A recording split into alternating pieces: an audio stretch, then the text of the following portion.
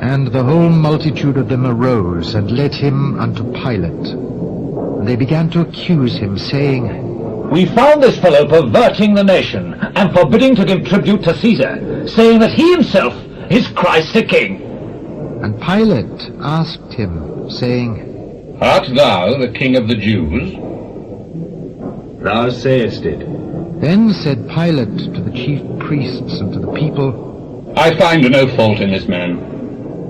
And they were the more fierce, saying, He stirreth up the people, teaching throughout all Jewry, beginning from Galilee to this place.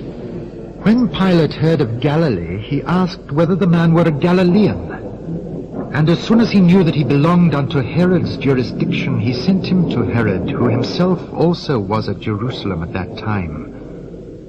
And when Herod saw Jesus, he was exceeding glad, for he was desirous to see him of a long season, because he had heard many things of him, and he hoped to have seen some miracle done by him. Then he questioned with him in many words, but he answered him nothing. And the chief priests and scribes stood and vehemently accused him. And Herod, with his men of war, set him at naught, and mocked him, and arrayed him in a gorgeous robe, and sent him again to Pilate. And the same day Pilate and Herod were made friends together, for before they were at enmity between themselves. And Pilate, when he had called together the chief priests and the rulers of the people, said unto them, He hath brought this man unto me as one that perverteth the people. And behold, I, having examined him before you, have found no fault in this man, touching those things whereof ye accuse him. No, nor yet Herod, for I sent you to him. And lo, nothing worthy of death is done unto him. I will therefore chastise him and release him. For of necessity he must release one unto them at the feast. And they cried out all at once, saying,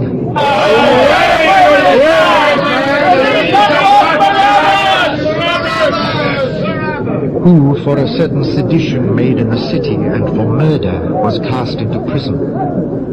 Pilate, therefore, willing to release Jesus, spake again to them. But they cried, saying, Why? What evil hath he done? I have found no cause of death in him. I will therefore chastise him and let him go. And they were instant with loud voices, requiring that he might be crucified. And the voices of them and of the chief priests prevailed. And Pilate gave sentence that it should be as they required. And he released unto them him that for sedition and murder was cast into prison, whom they had desired. But he delivered Jesus to their will. And as they led him away, they laid hold upon one Simon, a Cyrenian, coming out of the country, and on him they laid the cross, that he might bear it after Jesus. And there followed him a great company of people and of women, which also bewailed and lamented him. But Jesus, turning unto them, said, Daughters of Jerusalem, weep not for me, but weep for yourselves and for your children. For behold, the days are coming, in the which they shall say, Blessed are the barren, and the wombs that never bare, and the paps which never gave suck.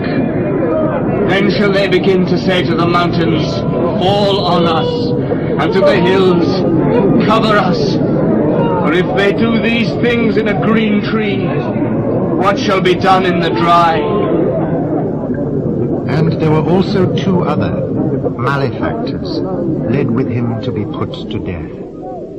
And when they were come to the place which is called Calvary, there they crucified him, and the malefactors, one on the right hand, and the other on the left. Then said Jesus, Father, forgive them, for they know not what they do. And they parted his raiment, and cast lots, and the people stood beholding. And the rulers also with them derided him, saying, He saved others. Let him save himself, if he be Christ, the chosen of God. And the soldiers also mocked him, coming to him and offering him vinegar and saying, If thou be the king of the Jews, save thyself. And a superscription also was written over him in letters of Greek and Latin and Hebrew, This is the King of the Jews. And one of the malefactors which were hanged railed on him, saying, If thou be Christ, save thyself and us. But the other, answering, rebuked him, saying, Dost not thou fear God, seeing thou art in the same condemnation? And we indeed justly, for we receive the due reward of our deeds. But this man hath done nothing amiss.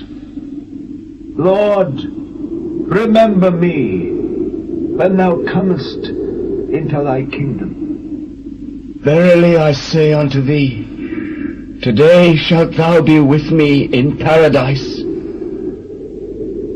And it was about the 6th hour, and there was a darkness over all the earth until the 9th hour.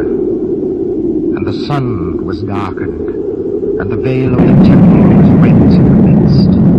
And when Jesus had cried with a loud voice, he said, Father, into thy hands I commend my spirit. And having said thus, he gave up the ghost. And when the centurion saw what was done, he glorified God, saying, Certainly this was a righteous man. And all the people that came together to that sight, beholding the things which were done, smote their breasts and returned. And all his acquaintance, the women that followed him from Galilee, stood afar off, beholding these things. And behold, there was a man named Joseph, a counselor, and he was a good man and a just. The same had not consented to the counsel indeed of them. He was of Arimathea, a city of the Jews, who also himself waited for the kingdom of God. This man went unto Pilate, and begged the body of Jesus. And he took it down, and wrapped it in linen, and laid it in a sepulchre that was hewn in stone, wherein never man before was laid. And that day was the preparation, and the Sabbath drew on.